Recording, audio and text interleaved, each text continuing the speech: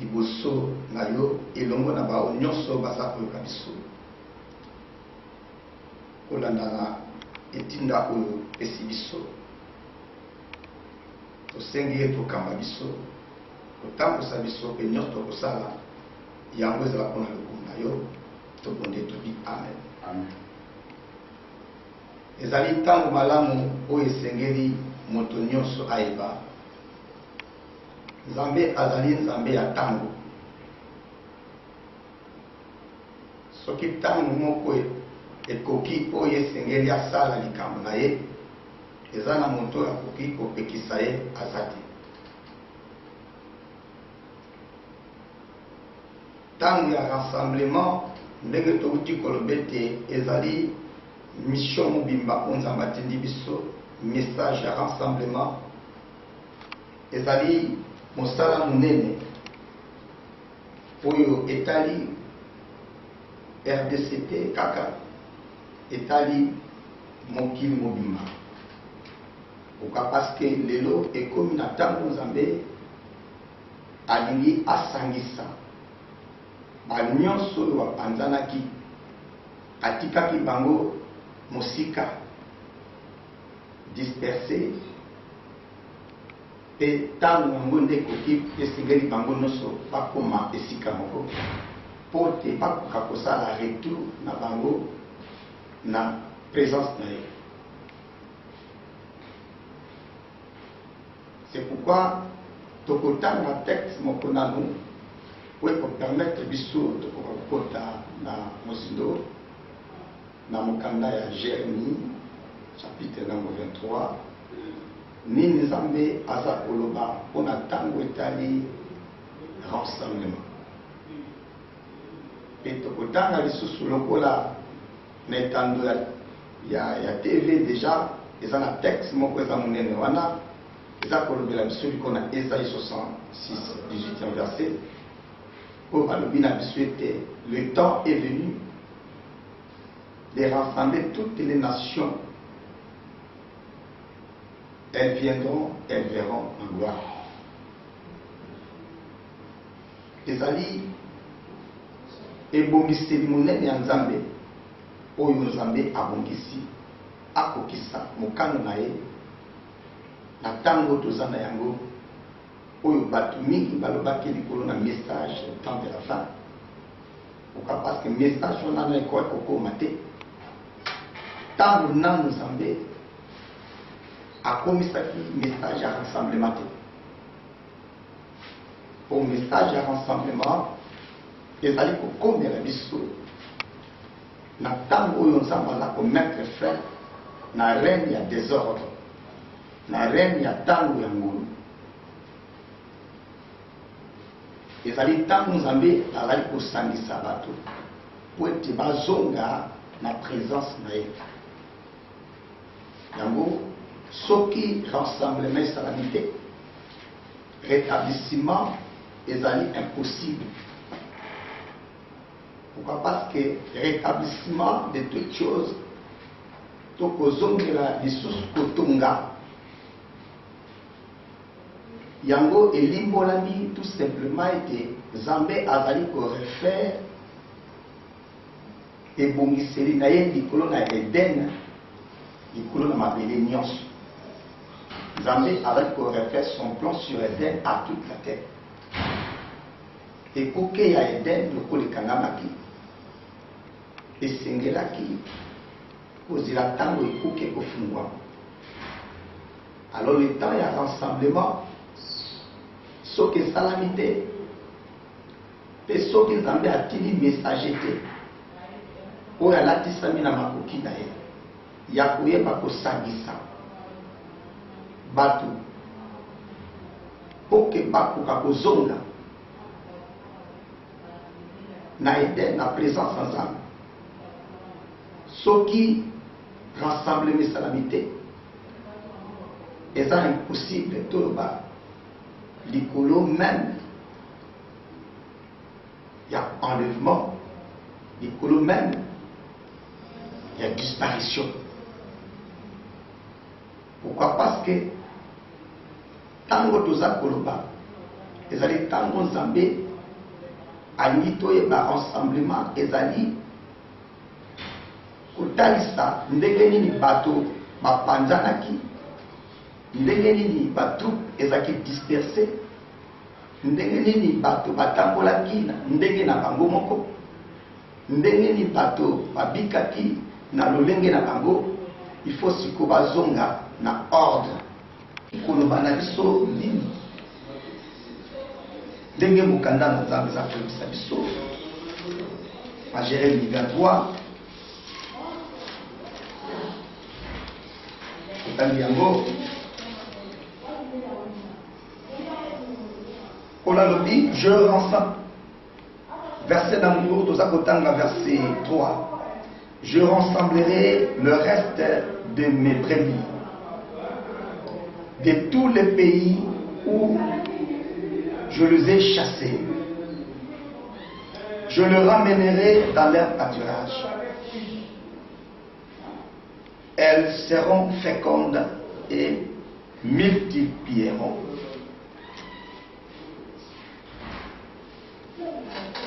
Ezali plan merveilleux ensemble. Ezali plan merveilleux ensemble. Toza kotala na Genèse ndenge Nzambe aza koloba likolo na ekelamu oyo azalaki liboso na ye na plan ya Nzambe oyo ezali Genèse 1. Wana ezali plan mobimba Nzambe abongisa oke akoka kotalisa yango na mokili. Ekuna Nzambe aza koyebisa biso ndenge nini moto esengeli lata image na ye, akeli moto na image na ye, akeli mwasi mpe mobali mpe alobi ete apamboli bango mpe alobi na bango soyez féconds et multipliez-vous. Awa tomoni comment Nzambe a répété sur likambo oyo ezali kotalisa ete esengeli un reste d'un peuple bakoka kosangana retourner na présence na ye nde esika Nzambe azali kokende kokokisa bango ete bazala fécond mpe base multiplier. Donc ntango Nzambe aza koloba likolo na rassemblement, Nzambe azali kotalisa comment aye komettre fin na likambo etali désordre. Et désordre ekoti soki otangi na Jérémie 23 ya likolo kuna okoyoka ndenge nini Nzambe azo retraité letamboli ya bato oyo Nzambe apesaki mosala oyo Nzambe atindaki. Ntango nyonso Nzambe aza koloba likolo na pasteur alobaka kaka te likolo na baoyo bazali banganga Nzambe, mais alobaka na baoyo nyonso baza na portion d'autorité ata na mokili. Bango nyonso Nzambe abengaka bapasteur, mais likambo ezali ete Nzambe azali ayoki pasi ndenge nini bato yapesaki mosala bapandi bapate na ye ete epai ya Nzambe kopanza bapate surtout na baoyo bazwi mokumba ya kolakisa bato nzela ya Nzambe ezali komema bango na mateya oyo bango oyo Nzambe atindaki bango te. Moko ndenge oyo esalami ete dispersion esalami, Nzambe azotrouve bato te na présence na ye oyo esengelaki bato ya tindaki ba mema bato yo ba préparer bango ba bongisa bango po kolo abong alobaki akoya kolo alakaki akoya kolo abongisaki akoya ezali kaka te koya ya liboso mais akanaki mpe susu mpe na plan na ye koya ya mbala ya mibale ya suka so kotangi bokanda na Nzambe na Jérémie kaka wana na se moke okoyoka kola lobi bakoloba susu te yawe aza na bomoi oyo alongolaki Israël na Égypte e komema bango na mboka elaka me bakoloba lelo boye Nzambe aza na bomoi oyo amemaki bango na Égypte pe azongisaki bango amemaki bango alongolaki bango na Égypte komema bango na Canaan pe azongisaki bango lisusu na Canaan.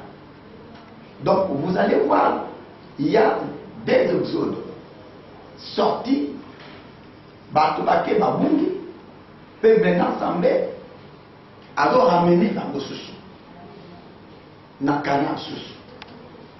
Or na ntango ya koramener il faut rassemblement. Et ça sous ntango te uta ikoleka ya désordre. Et ça sous ntango te bato batamba nde balingaki. Et ça ntango Nzambe atali na programme na ye amoni ke ntango ekoki. Pourquoi? Parce que chrono ya Nzambe bandaki depuis que l'homme a koyaki. Ntango moto akoyaki akomaki na kati ya prison. Moto alongwaki na présence ya Nzambe. Moto akomaki sans force. Alors kazalaki na makasi liboso ya diable.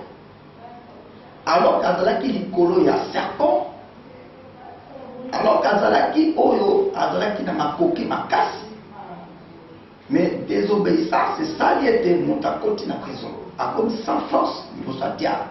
Pe moto akomi courbé. Ndenge Esaïe 51 asoki elobi ete gumba mutu na yo ekoma nzela ya baleki oppresseur diable lokola gumbaki mutu ya Adam bikelamu nyonso mutu akoregrete tete apa kozala sute et tout le monde babotami na ye bazalaki mitu ezalaki courbe sans force liboso ya diable. Et Nzambe atikaki mutu apurge peine na ye ti ntango esila ntango ekoka. Et c'est pourquoi tu passé 5000 ans tokoti na 7000 ans. Et 7000 ans nde siko Nzambe a préparé ntango ya rassemblement. Parce que ezali ntango ozo préparer comment moto esengeli azonga na présence na ye. Pourquoi? Parce que ezali ouverture ya ciel ya Eden. Et moto esengelaki abongisama po azela ntango ya kofungola ekuke ya lola ya kofungola Eden ya kozonga na présence ya Nzambe. Alors ntango toza koloba Adam azalaki moto oyo ayekolaki mingi mpe akomaki mingi mpe makambo yango ezalaki liboso ya Nzambe lokola prophète monene ndenge Malachi azoyebisa biso aucun n'a fait cela avec un acte de bon sens mais un seul l'a fait. Pourquoi? Parce que alingaki korépudier femme ya jeunesse na été azalaki nani? C'était Adam. Nzambe investissaki makambo ebele kati ya Adam. Adam azalaki oyo ayebaki sekele ebele oyo etali comment Nzambe akoyeba kokamba mokili oyo, comment Nzambe akomema système na ye moko oyo kodirige ce monde. Voilà pourquoi esengelaki nanu moto oyo ayika mpiko apersévérer na mobeko oyo ezali kowuta directement na trône ya justice. Kasi lokola ezalaki pasi lokola mpe azalaki moto ya liboso lokola ki moto oya kwa ayeba ki te diable aza ndenge nini nde moto akoyaki nzambe akoya kotikala so na trône ya gloire te nzambe ase transformaki en esprit mère mpona kozala compassion estimée à 90%. Et moto akokoki kosola lelo lobi na Adam ntango ashitaki aza te oyo azalaki na trône ya justice mais aza oyo atikaki te akiti kokutana na ye. Pourquoi? Parce qu'amonaki déjà danger soki afandi akobrûle Adam. Mais lokola alataki compassion makasi nde oyo atunaki Adam oza wapi. Voilà tant il y a grâce et fungwami, tant il y a désordre, tant il y a renversement, il y a ordre et Melchisedek, tant et fungwami, oyo nzambe azali akiti pe aza koluka ndenge nini ya koya kobikisa moto ne 4000 ans aya lati nzoto après aya lati nzoto pona koya koluka moto et entre temps moto afandi na kati ya prison poube sans force azala makasi nete même ntango Yehoshua asisi misio na ye moto atombola motu na ye te devant le serpent parce que serpent tortue parce que ezalaki na ntango na ye ezalaki mpe na ntango te oyo bakobenga rassemblement mais nzambe asangisaki deja bato na ye basali na ye badisciple na ye oyo esengelaki baprépare génération mobimba ya kozela koya ya kolo mpona rassemblement esalami pasi ete nzela yango mpe ekotaki nkulu ekotaki pasi ndenge boyoki mpe boyebi yango malamu ete baoyo babandaki mission baoyo batambolaki kuna na Jérusalem ndenge nini bapanzanaki à cause ya pouvoir impérial et bapanzanaki bakokaki plus jamais kozala esika moko bazalaki dispersion ezalaki ntango oyo nde évangile ekendaki mpe epanzanaki ekendaki jusqu'aux extrémités et nzambe atikaki bato na position wana pour que bato moto na moto abanda koluka koyekola komibatela na mission nzambe atiaki kati na ye mpe na bato oyo nzambe apesaki bango lokola baoyi bango bakoki kokamba ezalaki ntango esengeli moto nyonso aprépare koya ya kolo koprépare ouverture ya ciel koprépare koya ya mokeli kaka ndenge bomoni kolo ayaki kaka ndenge bomonaki kolo amataki kaka ndenge alataki akoya alataki nzoto akolata kaka nzoto mpe bokomona kaka nzoto me bokomona moto aye na makasi mpe na makoki ya komema bosangisi rassemblement.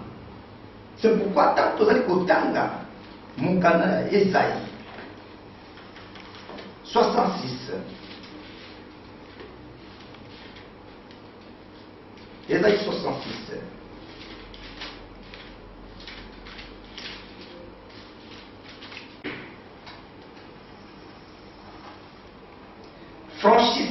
franchissez les portes, préparez un chemin pour les peuples. Frayez la route, ôtez les pierres, élevez une bannière vers le peuple. Voici ce que l'Éternel proclame aux extrémités de la terre. Dites à la fille de Sion, voici ton sauveur arrive. Voici le salaire est avec lui et les rétributions le précèdent. on les appellera Pessa. Et c'est là qui d'abord qu'on franchit porte attirant. Na principe en Zambé, ce qui moto moko kaka. A tomboli moto. Zambé alongi. Pourquoi? Parce que ayebe na nzela ya moto. Zambé yemokeli akoyeba kobimisa libota na ye. Et quand la vie te franchissait, ezalaki ntango ya koloba kobima na prison na boloko. ezalaki ntango esengelaki moto nyonso alakisa moto ndenge na kobima na molili na mabe. Parce Nzambe apesaki moto nyonso oyo ye atindaki liloba. Et liloba yango ezalaki po ete préparé bato oyo Nzambe apesaki bango en partage. De manière que va préparer bato wana. Likambo munene ezalaki il faut franchir porte ya tyran. Il faut kobima na porte ya tyran, kobima na prison. Mokili lelo eza na kati ya prison. Toza na kati ya prison. Monde eza na kati ya prison. Eloko nini ekokobimisa bato na kati ya prison? Pe moto afraye chemin. Parce que moto apasolaka nzela azalaka oyo babengaka mopasoli nzela to héros. Soki moto abimi na prison te, epe boyali prison ntango Nzambe aza koloba yango eza lolenge nyonso oyo osala ete moto akoka kozala makasi te liboso ya Nzambe. Et puis il y a un texte, c'est qu'on a ça pour le moto azali esclave na o ezali kolonga ye. Kolo atinda ki bato na ye, basali na ye po ete babimisa bato na prison. Babimisa bato na bisika wapi bazalaki incapable. Po ezala chemin moko ekobimisa moto na prison ezali kaka liloba o ezali kouta epai ya kolo. Pesa komema motema ya moto ya kosala repentance sincère ya koluka koregrete na vie na ye na mai nyonso ya sala. Pourquoi force eza te na kati ya ndako ya Nzambe na bato baza kosambela? Pourquoi force ezali sute na basali na Nzambe? Pourquoi force eza sute na mission ya Nzambe atindaki epai ya basali na Nzambe? Mpe makoki ya kolongola bato na bowumbu eza sute. Epi d'ecclesia ekomi na yango organisation. Esali ete moyen bato babima na bowumbu ya diable eza te. Moyen bato bazali na kati ya molili bayeba ete ezali na basali oyo biso toyebi babangaka mpe bayebaka kozongisa bato na nzela. Moyen bakoka koyeba eza te. Pourquoi? Parce que mabe esali ete tina etundelo bonzambe esili, sacrifice esili, mateyi oyo ezakoki koprepare bato pour la kozela ouverture du ciel esili. Pourquoi? Parce que Apocalypse 1, 2, 3 préparer l'ouverture de l'Apocalypse 4.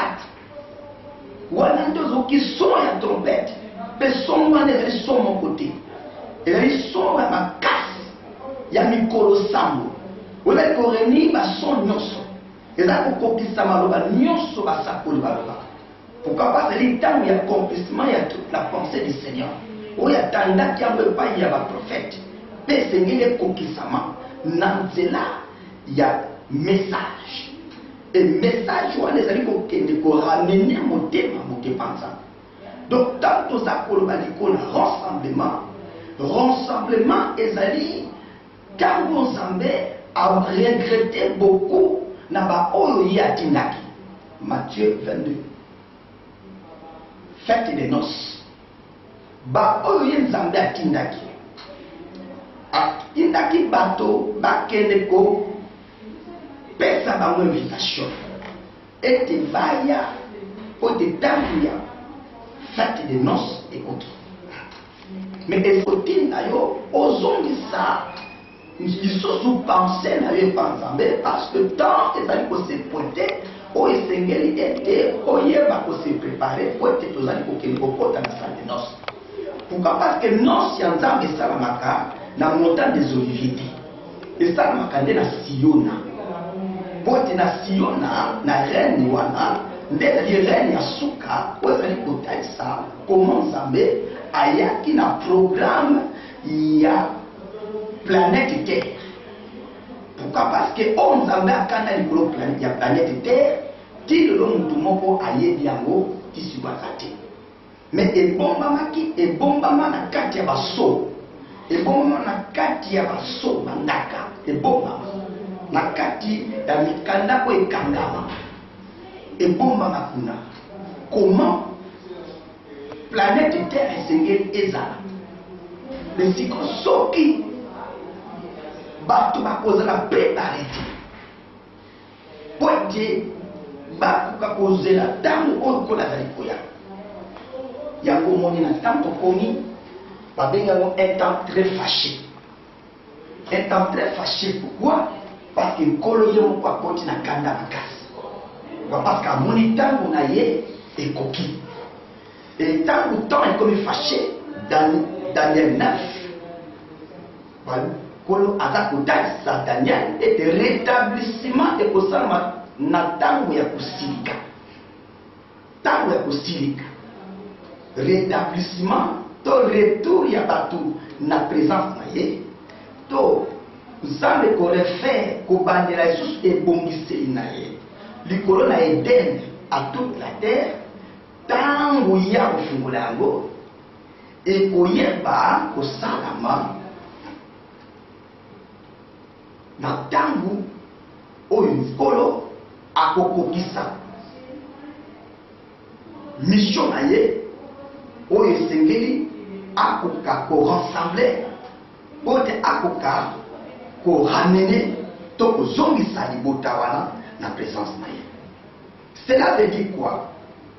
Tant nkolo aza koloba likolo na rassemblement, nzambe aza kotala déjà fin ya désordre. Nzambe aza kotala déjà fin fin du monde, fin ya grandeur ya moto, fin ya ba institution satanique, c'est-à-dire que fin du monde ya ngwana. Mais eza kosalama à travers maintenant message de justice. Pourquoi? Parce que kolo azongi na trône de justice. Et depuis longtemps kolo azalaki na trône ya ngolu, akokaki kosala yango te. Parce que trône ya ngolu eza trône ya justice te to trône ya gloire te. Mais trône ya ngulu et babengi yango bois na esengo pe amone de plan na ye sikoyo ekoti na tango ya kokokisama.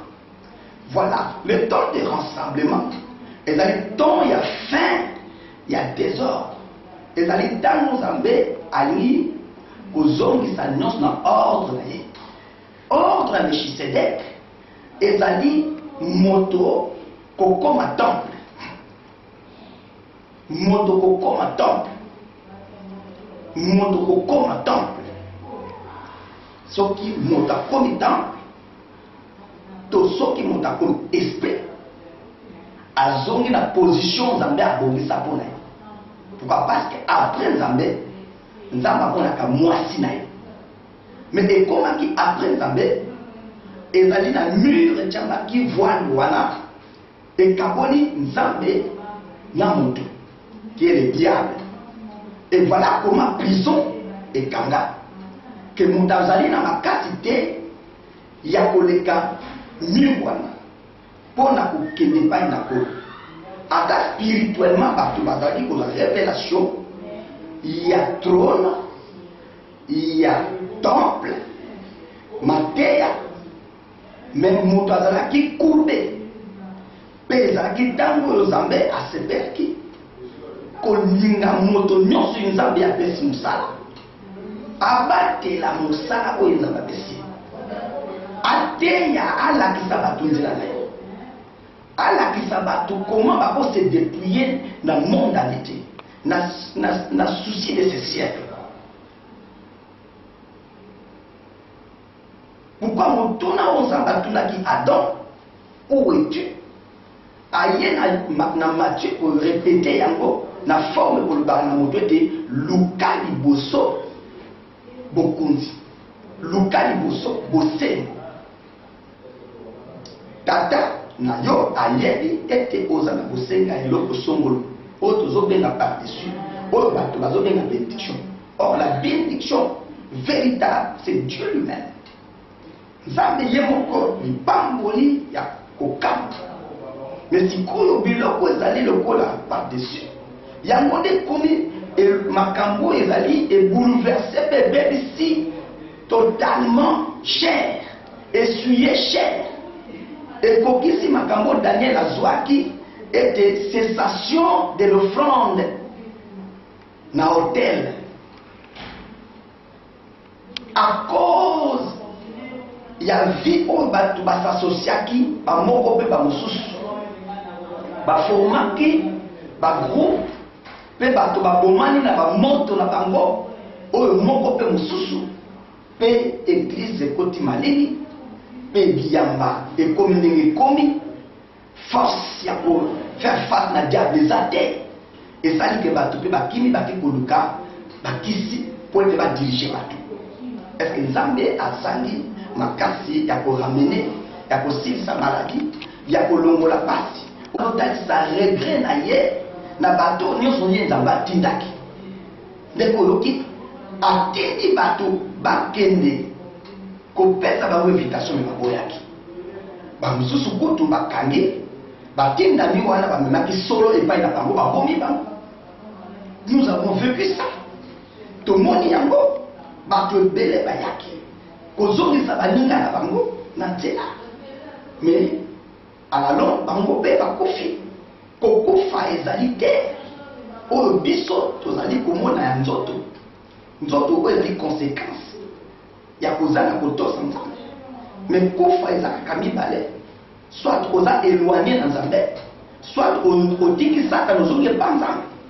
Mais bato batiki Nzambe cher ezali kote ya makambo mosusu bato baboyi ata batindelaki bango bato kosembola bango balikaki na bango te. Maintenant mokonzi aza ya kosilika otanga Matthieu 22 mokoto oza na ntango le temps eza fâché eza likolo na RDC kaka te monde mobimba Nzambe aza kosilika ekosilika ya Nzambe apaisement na yango ezali kaka rassemblement pe retour ya bato na présence ne parce que ça fungoli ntango oyo ekangamaki depuis longtemps et maintenant eza kofungwama moto akokoka Nzambe na ntango aza te moto akokoka Nzambe ntango aza te Nzambe akozongisa mokili mpe akoramene bato nyonso na nzela. Ntango toza kotanga Jérémie 25 Jérémie 25 ozali komona ndenge Nzambe azali koloba na Jérémie aza koyebisa Jérémie les chancelleront et seront confus à la vue du glaive que j'enverrai au milieu d'eux. J'ai pris la coupe de la main de l'Éternel. Je la fais boire à toutes les nations vers lesquelles l'Éternel m'a envoyé. To sauter noki. Sokotani yango okomona azolobela mabota nyonso mokili. Atangi bato nyonso ataki Israël ya nzoto te atali mabota nyonso banation bapeuple mpe tala komi na 7 na verset 27 alobi dis-leur ainsi parle l'Éternel des armées, le Dieu d'Israël, le Dieu de Jacob, le Dieu d'Israël. Alors comme il y a Nzambe oyo abimi moi etani na tongo. Le Dieu d'Israël, le soleil s'est levé. Ainsi parle l'Éternel des armées, le Dieu d'Israël. Buvez, enivrez-vous et vomissez. Tombez sans vous relever à la vue du glaive que j'enverrai au milieu du feu. S'il refuse de prendre de la main la coupe pour boire, dis-leur, ainsi par l'Éternel des armées, vous boirez. C'est-à-dire que sokolingité awa okomela kaka. C'est-à-dire que c'est une décision. C'est une décision. Ozambe azanango na planète Terre. Pourquoi? Parce que les attentes et ce qui nous ont comme attendre un rassemblement. Et des questions qu'il y a de part et d'autre. Et pas une abysso. Mais on l'a expliqué dans la profondeur. Parce que la dame Zambé a été très fâchée. Et le rétablissement s'est fait dans ces temps très fâchés. Et voilà les temps autres communaux. Oyo mutu akokate kokoka Nzambe. Pe Nzambe akosala sikoyo akokimble humanité na makasi na ye. Bokonzi moko te ya mokili ekolonga Nzambe. Diable to nani songolo te. Parce que il fait ya grandeur ya moto. Pe ya ba institution nyonso satanique. Oyo ezali kodirige mpe eza kodétruire. Siko kolo mokili planète aye po arécupérer. Et dans le monde moindre et dans le monde peine. Pourquoi? Parce que bango nyonso bazali kouta na bana misatu ya nord. Sème, chante et chapette. Bango nyonso bazonga na arche. Et alors, tout ça koloba. Masuwa ya kole tongani. O esengeli bato bazonga. Et si vous le les alliés locaux, il sera de même à l'avènement du Fils de l'homme. Et alliés dans nous semblait à Kosakana, Télicolo, Namakamba d'Akosaka, Tankoyo, à Kokesi le Kanaï. Et que Mboka est commis déserte, est commis ruine. Parce que Mboka est comme le bassin dans déserte. C'est-à-dire que quand on s'est testé à la Christé, Babengami koleka na jugement. Voilà pourquoi on écoute le temps de rassemblement. Et le temps où on casse, au biso, toye na yango, kolaka sa communauté dans le